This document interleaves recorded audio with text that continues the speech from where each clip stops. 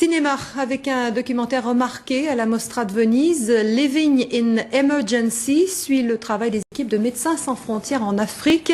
Un film cru, un film dérangeant qui lève le voile sur la réalité du terrain. Jean-Luc Héguézier.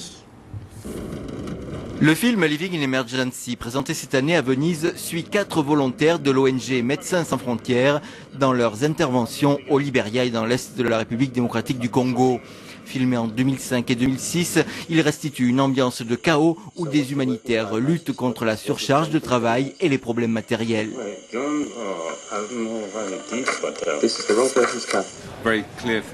Il était clair depuis le début que nous ne voulions pas faire une sorte de documentaire engagé où tout va bien se passer et qui montre des héros.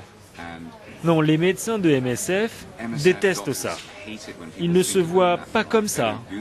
Ils sont juste humains. Living in Emergency utilise des images chocs de chirurgie dans l'urgence et des témoignages très directs, une manière d'exposer les mythes sur l'humanitaire, de dévoiler ses ambiguïtés. Quand je rentrais en Italie, les gens me demandaient « Comment fais-tu pour travailler autant ?» Mais ce n'est pas par choix.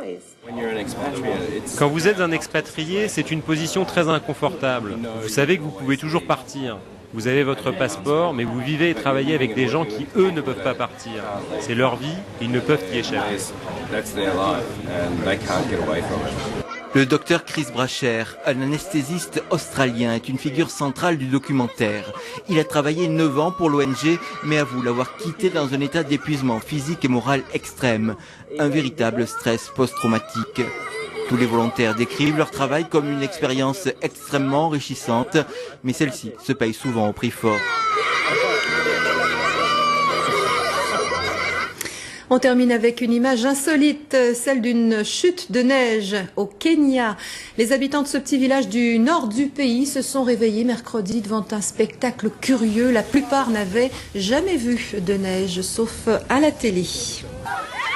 Fin de ce journal, Afrique, rendez-vous sur tv5.org.